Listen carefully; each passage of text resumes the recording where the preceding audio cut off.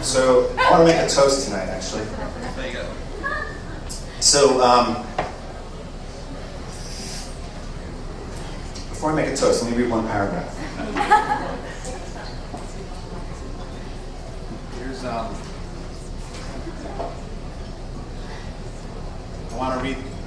want to read this section because today is the birthday of my little boy.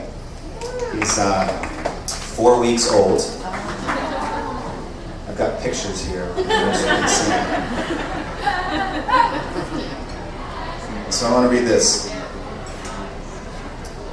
Someday soon, our kids will say to us, so, all right, let me get this straight. You guys used to blow up entire mountains and dump the rubble in rivers and streams just to get coal. Then you'd wash it and you'd contaminate billions of gallons of water that made people sick and gave them cancer. After that, you'd ship the coal by rail for hundreds or thousands of miles. And then when you finally burned it, you made enough pollution to kill 24,000 people every year and generated more solid waste than all the municipal garbage in the country. Oh, and by burning that coal, you also created the biggest source of greenhouse gas emissions in the world. All to make electricity. Wow. Now tell me, why did it take so long before you realized there was a better way? So as a parent, I don't want to be on the receiving end of that question. When our daughter was born 4 years ago, I took a little bit of time off at RAN and just began to look at the world through her eyes. And at Rainforest Action Network, around that time, we really focused a lot more on climate change. And I used to sit there and think, and I extrapolated out, I took all these statistics and I played it through in her life. By the time she's 16, 95% of all tropical rainforest in Indonesia, critical storehouses of carbon, will be destroyed unless we change. By the time she's 16, 95% of orangutan habitat's gone. By the time my daughter's 26, 90% of coral reefs will be bleached because of climate change, unless we change. By the time my daughter's in her mid-40s, and she's starting to date,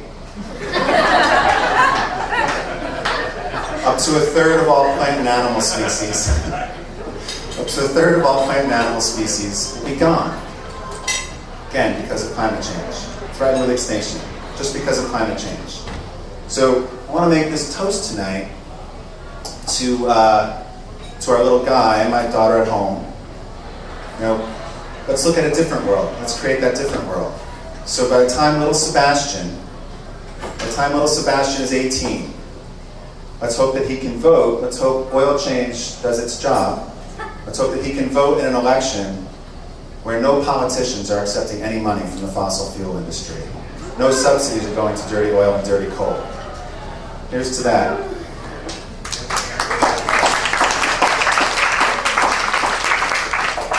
Okay, then he graduates from school, kicks around the house for a few years, hopefully not too much longer. By the time he gets his first job, let's say he's in his mid-20s, rebels from mom and dad, goes to work on Wall Street.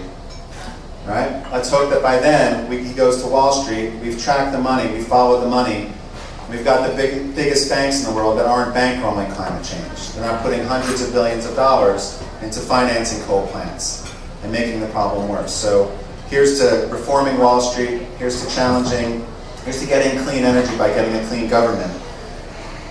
And last thing that I want to say is that it always happens because of us. It always happens because of grassroots activism.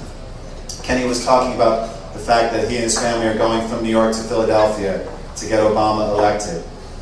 If we do our work and if we have a great fall, things will be looking great come November 5th. And that's when we have to start working. We're not going to be saved by the next administration. We're not going to be saved by the next Congress. This is our time to soar. This is our time to, the mining industry wrote regulations back in the 1890s that are still on the books today. We can write rules for sustainability that last for the next 100 years. But it's up to us. It's up to us as activists. So, as you all know, we have the right to remain silent, and we have a responsibility to speak out and stand up for what we believe. So, thank you for always doing that. I hope you keep on doing it.